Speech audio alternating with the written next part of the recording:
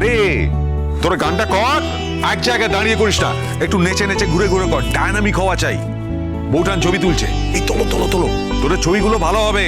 আরে আর কত মাখাবি? দেখে দেখে মা ছবি তুলছে না, দেখি ওদিকে টাকা ভালো করে ভালো করে।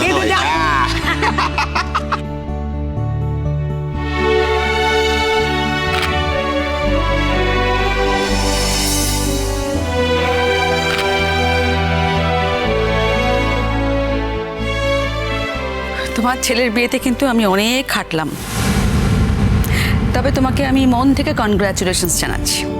কিসের জন্য?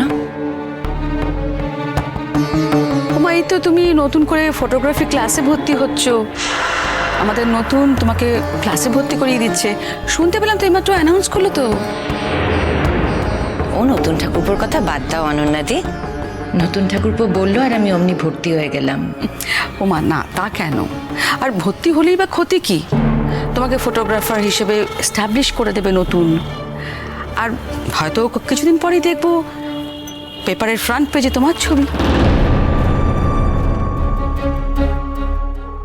সেটা হলে মন্দ কি?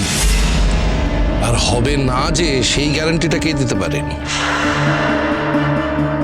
না না, বুড়ি একসময় খুব ভালো ছবি তুলতো।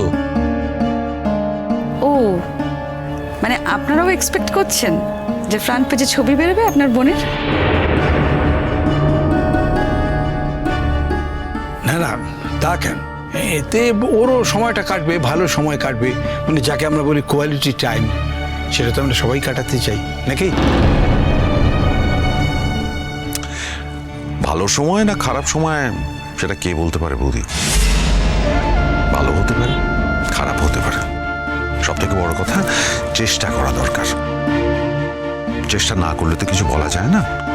কিন্তু বৌঠানের যা ছবি তোলার হাত, আমি তো ভাবছি এখনই কয়েকটা ছবি আমি এদিক ওদিক পাঠাবো, দেখি না কি হয়, ভালো না খারাপ। চেষ্টা চালিয়ে যাও, একদিন হয়তো বিশ্ববন্দিত ফটোগ্রাফার হিসেবে তোমার বৌঠানের নাম হবে। বৌদি, তোমার মুখে ফুল চন্দন পড়ুক। আমি নিশ্চিত তোমার এই শুভকামনা বৌঠানের খুব কাজে লাগবে। Thank you so much.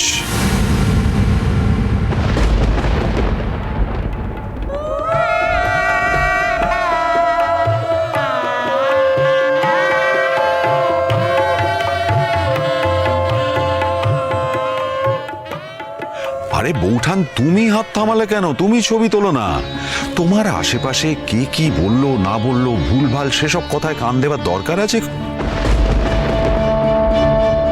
ওই দেখ, ওরা সবাই আনন্দ করছে, তুমি শুধু ছবি তুলে যাও, ভালো ভালো ব্রিলিয়ান্ট ছবি তোলো।